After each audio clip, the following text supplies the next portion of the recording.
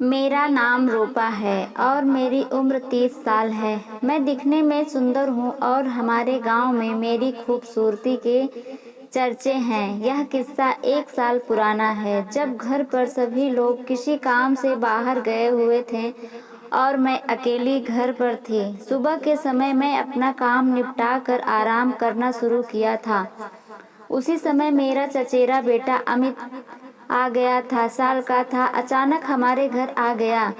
अमित हमारे ही गांव में रहता था, लेकिन उस दिन वह बिना किसी सूचना के हमारे घर पर पहुंच गया। अमित बाहर से शांत सा दिखता था, लेकिन उसके मन में जो शरारती थी उसका मुझे कभी अनुमान नहीं था। मेरे पति दीपेश एक सिक्योरिटी गार्ड की नौकरी करते थे और उनकी ड्यूटी रात के समय होती थी। जैसे ही शाम होती वह अपना सामान लेकर ड्यूटी पर निकल जाते और सुबह वापस लौटते। सुबह के समय में अपने रोज के कामों में व्यस्त रहती थी। शादी के पहले साल तक सब कुछ अच्छा था। दीपक मुझे बहुत हमेशा बात करते, मुझे प्यार देते, लेकिन धीरे धीरे सब कुछ बदल गया। अब ऐसा लगता था कि उनका मन मुझे है गया। वो अब मुझसे ज़्यादा बात नहीं करते थे और नहीं मुझे समय देते थे। मुझे अकेलापन महसूस होने लगा। दिन तो किसी तरह गुजर जाती, लेकिन रात का अकेलापन मुझे बहुत भारी पड़ता था। मैं चाहती थी कि कोई हो जिससे मैं अपने दिल की बातें कह सकूं। हमारी शादी के 1 साल बाद हमारे घर में खुशी आई थी। हमारा एक बेटा हुआ था, लेकिन वह खुशी ज़्यादा दिन नहीं देखी। हमारा बेटा सिर्फ 3 साल का था जब भगवान ने उसे हमसे छीन लिया। वह दिन मेरी जिंदगी का सबसे दुखद दिन था। उस हादसे में हमें इस कदर तोड़ा कि जीने की उम्मीद ही खत्म हो गई थी। लेकिन फिर भी मैं खुद को संभाल, दिन महीने और साल बीत गए, लेकिन हमारे पहला रिश्ता बहुत मीठा और गहरा था, लेकिन अब वह मुझे धीरे धीरे दूर जाने लगा था। जैसे ही शाम होते वह अपनी ड्यूटी का बहाना बनाकर घर से बाहर निकल जाते और मुझे अकेला छोड़ देते। मुझे लगने लगा कि शायद उनका मन मुझसे नहीं रहा। एक दिन जब वह ड्यूटी खत्म करके घर लौटे तो वह अपना मोबाइल रूम में रख कर नहाने चले गए। मैं आराम से बैठी थी कि तभी उनके मोबाइल में कॉल आई। मैं कॉल रिसीव किया और दूसरी ओर से एक महिला की आवाज़ आई जो कह रही थी, रात में 2-4 बार हो चुके थे, बहुत मज़ा आया। मुझे आज भी आपकी यादें आ रही हैं, आज भी आ जाना। मेरे पति घर पर नहीं हैं। यह सुनकर मैं हैरान हो गई और कॉल कट कर दी। अब मुझे समझ में आया कि क्यों वह मुझसे दूर रहते थे। मन में कोई सवाल करने वाले कि यह सब कब से चल रहा होगा। क्या वह मुझे ड्यूटी का बहाना बनाकर किसी और के साथ समय बिता रहे थे। लेकिन मैंने ठान लिया कि अब मुझे पता करना है कि यह सच है या नहीं, क्योंकि मुझे अपने पति का पूरा विश्वास था और मैं यह मानने को तैयार नहीं थी कि वह ऐसा कर सकते हैं। उसी दिन मैंने नाटक करने की था कि वह मुझे कितना प्यार करते हैं। मैं उनकी ओर जाने की कोशिश की, लेकिन वह मुझे इग्नोर करते हुए दूर जा रहे थे। मुझे अब पूरा यकीन हो गया था, लेकिन मैं फिर भी यह दिखाने की कोशिश कर रही थी कि वह मुझसे प्यार जताते हैं या नहीं। शाम के 7 बजे थे और मेरे पति को 8 बजे ड्यूटी पर जाना था, इसलिए मैंने उनके लिए जल्दी से खाना बना दिया। वह खाना खाकर जैसे ही घर से निकले, मैं चुपके से उनका पीछा करने लगी। मैंने अपने चचेरे बेटे से कह दिया कि मैं मार्केट से थोड़ी देर बाद लौटूंगी। कुछ देर बाद मैंने देखा कि मेरे पति सिक्योरिटी गार्ड के घर के अंदर गए, जहां मैं काम करते थे। मैंने उनका पीछा किया और वहां जाकर देखा कि वह एक कमरे का दरवाज़ा खोलकर उसके अंदर चले गए। जब मैं दरवाज़ा खोलने की कोशिश की तो वह अंदर से लॉक था। मुझे समझ में आ गया कि अंदर कुछ हो रहा है। जब मैं दरवाजे के पास से झांक कर देखा तो मुझे यह देखकर बहुत चौंक के मेरा पति एक औरत के साथ बिना किसी शर्म के आराम से मजे ले रहा था। यह सब देखकर मेरे मन में अजीब सी हलचल होने लगी। मैं उन्हें देखती रही और फिर खुद को संभाल नहीं पाई। मैं पूरी तरह से टूट चुकी थी। अब तो मैं भी कमज़ोर हो चुकी थी क्योंकि पति ने मुझे धोखा दे दिया था।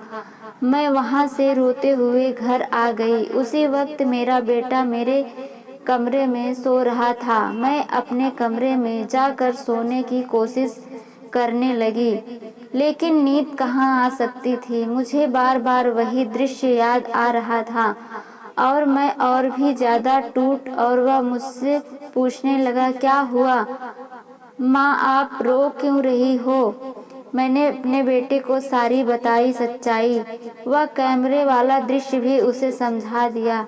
पहले तो वह मुझ पर यकीन नहीं कर रहा था, लेकिन मेरी आंखों से बहते हुए आंसू देखकर वह मजबूर हो गया। मेरी बात सुनकर उनके अंदर का शेर जाग उठा। मैंने उसे हमेशा हिलाते हुए कहा, बेटा यह क्या है? वह कहने लगा, माँ मुझे रहा नहीं जा रहा है।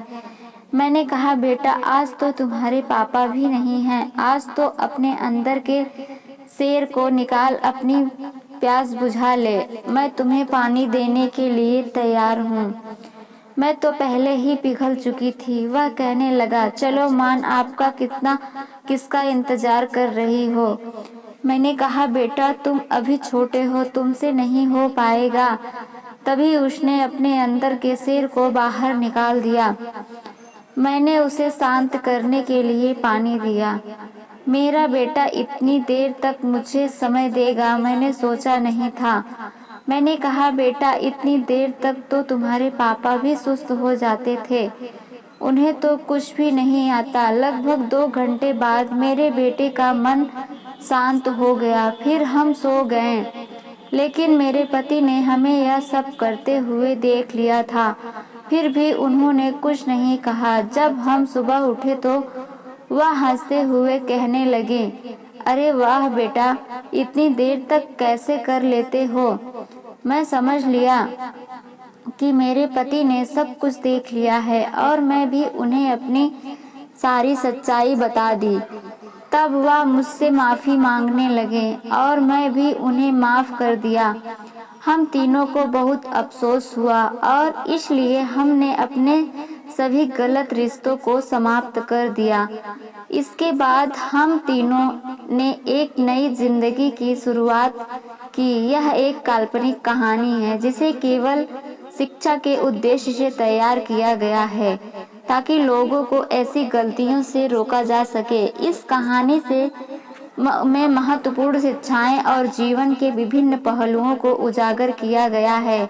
हालांकि यह एक काल्पनिक कथा है, लेकिन इस समझदारी ने विश्लेषण करने पर कई नैतिक और सामाजिक पाठ मिलते हैं। इस कहानी में रिश्तों, विश्वास और मानवीय भावनाओं के बारे में महत्वपूर्ण संदेश दिए गए हैं। रिश्तों में ईमानदारी और पारदर्शिता किसी भी रिश्ते का सबसे अहम पहलू होते हैं।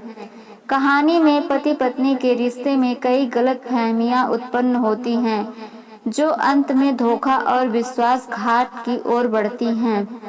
जब पति अपनी पत्नी को इग्नोर करना शुरू करता है और महिला के साथ रिश्ते में पड़ता है, तो इसका सीधा असर उनके रिश्ते पर पड़ता है। इससे पत्नी मानसिक रूप से बहुत हिल जाती है। सीख रिश्तों में विश्वास और ईमानदारी बहुत जरूरी होते हैं। एक रिश्ते में दोनों को एक दूसरे के साथ पूरी पारदर्शिता रखनी चाहिए। जब आप अपने साथ ही से कुछ छुपाते हैं या झूठ बोलते हैं तो इसका परिणाम बहुत बुरा हो सकता है।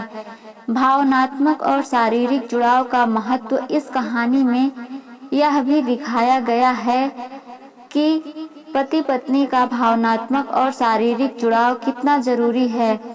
जब पति अपनी पत्नी के साथ समय नहीं बिताता और ना ही उसकी भावनाओं को समझता है तो यह रिश्ते में खटास ला सकता है। पत्नी को अकेलापन महसूस होता है और वह किसी अन्य व्यक्ति से जुड़ने की कोशिश कर सकती है। पत्नी पति को एक दूसरे की भावनाओं और शारीरिक जरूरत का सम्मान करना चाहिए। यदि कोई साथी दूसरे से उसकी भावनाओं का अपमान किया जाए तो इसका नकारात्मक असर रिश्ते पर पड़ता है। गलत रास्ते से बचाना। इस कहानी में यह दिखाया गया है कि जब पत्नी को यह पता चलता है कि उसका पति किसी और के साथ संबंध बन चुका है तो वह आहत होकर गलत रास्ते पर चलने का विचार करने लगती है। हालांकि वह अंत में इस रास्ते पर नहीं जाती।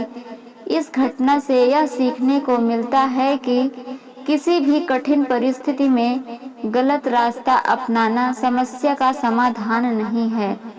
जब जीवन में समस्याएं आए तो हमेशा सही और नैतिक रास्ते का चुनाव करना चाहिए। बदले की भावना से कोई भी अच्छा निर्णय नहीं लिया जा सकता है। हमें अपने कर्तव्य और जिम्मेदारियों का पालन करना चाहिए। अकेलापन और मानसिक स्वास्थ्य। कहानी में यह भी दिखाया गया है कि जब पत्नी को अपने पति से पर्याप्त समय नहीं मिलता तो उसे अकेलेपन का एहसास होता है। अकेलेपन और अवहेलना व्यक्ति के मानसिक स्वास्थ्य पर गहरा असर डाल सकते हैं। यह बताता है कि हमें मानसिक स्वास्थ्य को प्राथमिकता देनी चाहिए। अगर कोई अकेलापन या अवसाद महसूस करता है तो उसे अपनी भावनाओं को परिवार और दोस्तों के साथ साझा करना चाहिए और आवश्यकता पड़ने पर पेशेवर मदद भी लेनी चाहिए। रिश्तों को बचाने का प्रयास। कहानी में यह दिखाया गया है कि रिश्तों को बचाने के लिए किसी के द्वारा किए गए गलत कार्य को समझदारी से सुलझाया जा सकता है। जब पत्नी को यह पता चलता है कि पति ने धोखा दिया है तो वह उसे छोड़ने के बजाय माफी की ओर कदम बढ़ाती है। इसका परिणाम यह होता है कि माफी मांगने और माफ करने से रिश्तों में नई शुरुआत हो सकती है। कोई भी रिश्ता तब तक सफल रहता है जब तक उसमें संवाद और समझदारी हो। किसी को छोड़ने से पहले समस्याओं का समाधान करना जरूरी है। बच्चों को अच्छे संस्कार देना। कहानी में यह भी दिखाया गया है कि पारिवारिक समस्याओं का बच्चों पर असर पड़ सकता है, लेकिन यह भी दिखाया गया है कि बच्चों को सही और गलत के बारे में समझाया जा सकता है। जो बच्चे ने देखा कि माँ परेशान है तो उसने अपनी माँ की मदद की। इसने यह साबित किया कि बच्चों को अच्छे संस्कार देने से वह किसी भी स्थिति में सही रास्ता चुन सकते हैं। इस कहानी से यह सीख मिलती है कि बच्चों को सही और गलत का फर्क समझना बहुत जरूरी है। माता पिता को अपने बच्चों को अच्छे मूल्य और संस्कार सिखाने चाहिए ताकि वे जीवन में सही निर्णय ले सकें और समाज में नैतिकता और सीमाओं का पालन कर सकें। यह कहानी हमें यह भी सिखाती है कि हर व्यक्ति को समाज में नैतिकता का पालन करना चाहिए। अगर कोई व्यक्ति गलत रास्ते पर चलता है तो इसका असर न केवल उसे पर बल्कि उसके परिवार और समाज में भी पड़ता है। इस प्रकार हमें अपनी जिम्मेदारियों को समझकर समाज में सही व्यवहार करना चाहिए और नैतिकता का पालन करते हुए सही निर्णय लेने चाहिए ताकि हम समाज में एक आदर्श प्रस्तुत कर सकें। कहानी के यह अंत में यह भी दर्शाया गया है कि माफी और नई शुरुआत की ताकत क्या होती है। पति ने अपनी गलतियों को स्वीकार किया और पत्नी ने उसे माफ कर दिया। जिससे उनके रिश्ते को नया मोड़ मिला। जब कोई गलती करता है तो उसे स्वीकार करना और माफी मांगना चाहिए। माफी से रिश्ते मजबूत होते हैं और नई शुरुआत का मौका मिलता है। अगर आपको हमारी कहानी पसंद आई हो तो कृपया लाइक और सब्सक्राइब जरूर करें।